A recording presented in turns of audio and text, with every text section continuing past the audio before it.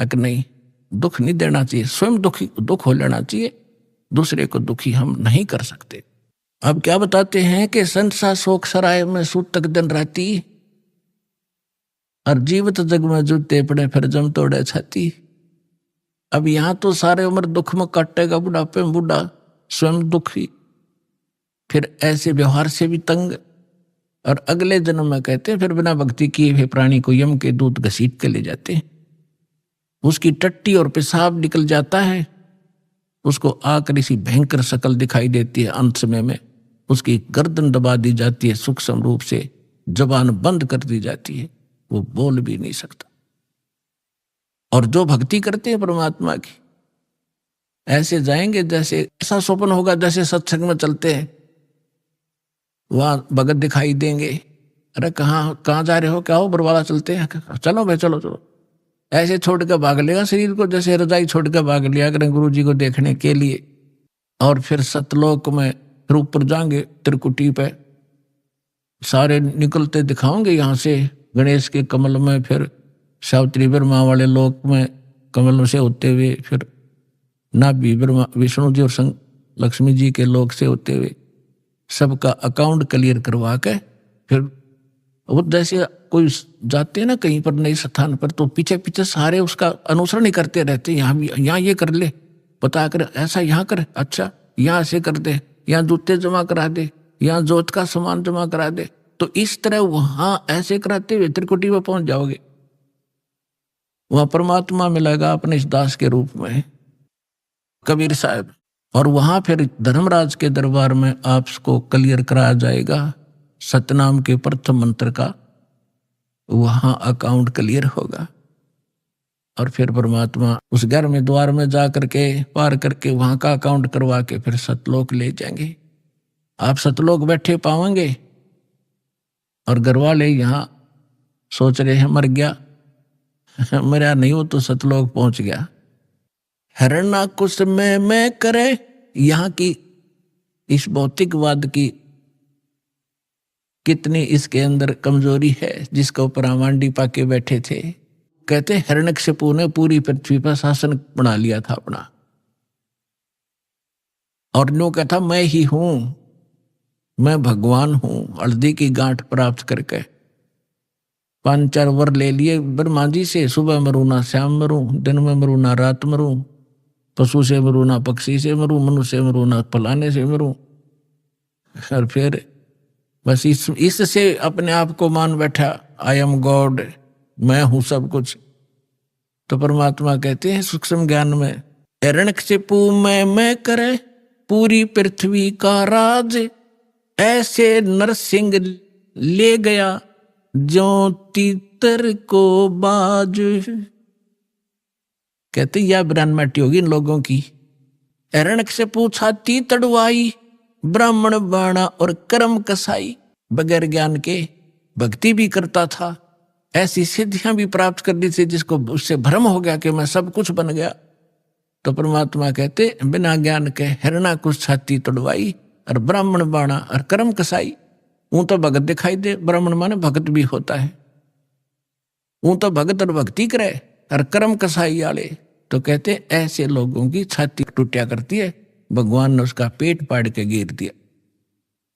हिरण्यकुश छाती तड़वाई, और ब्राह्मण बाणा और काम कसाई। कबीर लूट सको तो लूटियो, राम नाम की लूटी, पीछे फिर पछताओगे, प्राण जहांगे छूट। अब ये बात आप पहले भी पढ़ा सुना भी करते, लेकिन आज सुनोगे ना आपकी छाती में लगेंगी सारी, क्योंकि अधिकारी के बिना ये अमल में आ ही नहीं सकती। और परमात्मा की दया इस दास पर है। आपको दास बार बार समझाता है, दास एक जीव है, लेकिन समर्थ के संग में उस परमात्मा ने दास को अपना मान लिया, और दास एक चलता फिरता पावर हाउस है, पावर का, जो इस पूरे संसार में तो पर्याप्त है, इतनी पावर है दास को दे रखी। पूरे विश्व को इंक्लूडिंग ब्रह्मा विष्णु महेश तक को इस दास के पास तो मालिक ने, क्योंकि ये ऊपर से आ रही है पावर। अब जहाँ कोई पावर हाउस है बरवाला में, वो पावर हाउस एक खोखा है और उसका कनेक्शन थर्मल प्लांट से है, जहाँ बिजली दिन रात बनती ही रहती है, वहाँ एंड होता ही नहीं। और इसकी अपनी अक्षमता है, ये बरवाला के लिए पर्याप्त है। और लेकिन वो लाइट आ रही है वहां से, अगर यहाँ इसको जरूरत ज्यादा बढ़ेगी तो इसकी अक्षमता भी बढ़ जाएगी। लेकिन लाइट आ रही है पीछे से ही, तो उस परम पिता से, कबीर भगवान से, सतलोक से दास के पास वो पावर आ रही है और आगे कनेक्शन दास आपको उसी पावर से दे रहा है।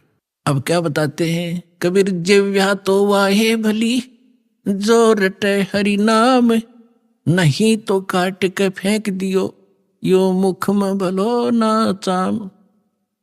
परमात्मा के नाम के जाप की कितनी महिमा बता रहे परमात्मा। वैसे तो जीव्या बहुत काम आवे, खाना खान में भी काम आवे, और भी कड़वा मीठा चाखण के भी काम आती है। परमात्मा कहते हैं यदि इससे आपने भगवान की भक्ति और उसका गुणगान नहीं किए तो इस चाम की इसे अच्छे जगह पे मुंह ताम सबसे उत्तम मानना है, इसमें कति आवश्यकता।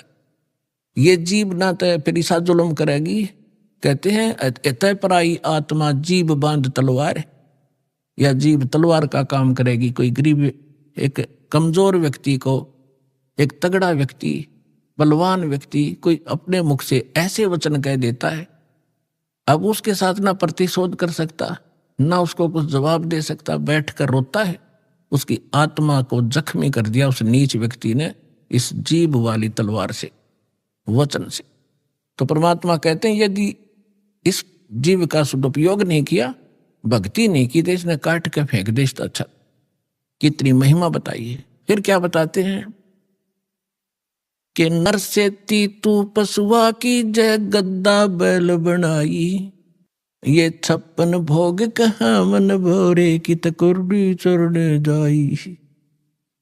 अब क्या बताते हैं परमात्मा के, फिर पीछे तू पशुआ की जय डीजे बैल बनाए, 4 पहर जंगल में डोले तो ना पेट भराए, सर पर सींग दिए मन बोरे धूम तो मच्छर उड़ावे, कंधे जुआ जोते कुआ फिर कोंदों का बस खावे, फिर पीछे तू खर की जगह कुरडी चरने जावे, टूटी कमर पजावे चढ़े तेरा कागा मां से गिलावे।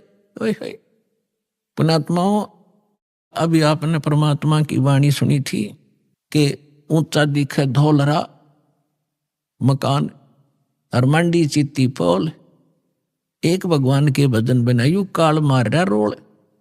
अब मनुष्य जीवन दिया है, जैसे विद्यार्थी हो तो माता पिता उसको पूरी सुविधा देंगे, वो निकम्मा वहां पढ़ता है ना पढ़ता है वो उसके आगे बाद में रिजल्ट आएगा जब वो पास फेल होगा। तो इसी प्रकार आप विद्यार्थी हो, मनुष्य जीवन मिला है, भगवान वाले स्कूल के लिए आपको ड्रेस भी न्यारी मिली है। तो इसमें आप यदि सत भक्ति नहीं करते हो तो फिर आपके साथ के बीतेगी। कहते हैं फिर पीछे तू पशुआ की जय दीजे बैल बना। तो अब हम समय पर भोजन खाते हैं, आप देखते हो यहाँ सतलोक आश्रम, वैसे तो आम जगह उपलब्ध है आजकल, कहीं बाहर जा रहे हो भाई चाय पी लेते हैं, रोक गाड़ी चाय पी ली, प्यास लग गया जो पानी पी लिया, भूख लगी रोटी खा ली, जलकरा मिठाई, कभी फल फ्रूट खूब ठाटते खा रहे हो, खाओ, क्योंकि आप विद्यार्थी हो, माता पिता ने आपको ये सुविधा दे रखी है, इतना जेब खर्च आपको दे के भेज रखे। यदि आप वो शिक्षा नहीं ग्रहण करोगे यानी भक्ति नहीं करोगे तो फिर क्या बनोगे? मजदूर बनोगे। आपके बच्चे वहां रेत में लेट रहे होंगे, आप कस्सी से मिट्टी खोद रहे होंगे, तन पर कपड़ा नहीं, समय पर टोक नहीं होगा, जो विद्यार्थी पढ़ते नहीं। तो इसी प्रकार जो इस पढ़ाई को नहीं पढ़ेंगे, क्योंकि पूरा विश्व के वो मानव शरीरधारी प्राणी विद्यार्थी है, तो उससे क्या होगा? फिर पीछे तू पशुआ की जय दीजे बैल बना और 4 पहर जंगल में डोले तेरा तो नहीं उधर बरे। अब तो जब इच्छा हो खाओ पियो, ठीक है खा लो, लेकिन वो जो काम था वो भूल गए कति। और फिर कहते हैं सिर पर सींग दिए मन बोरे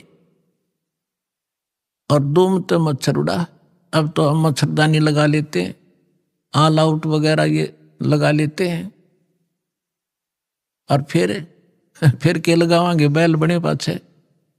एक पूछड़ हो गया आपके पीछे, उसने चाहे पंखा बना लियो, चाहे उसने कूलर की जगह प्रयोग कर लेना।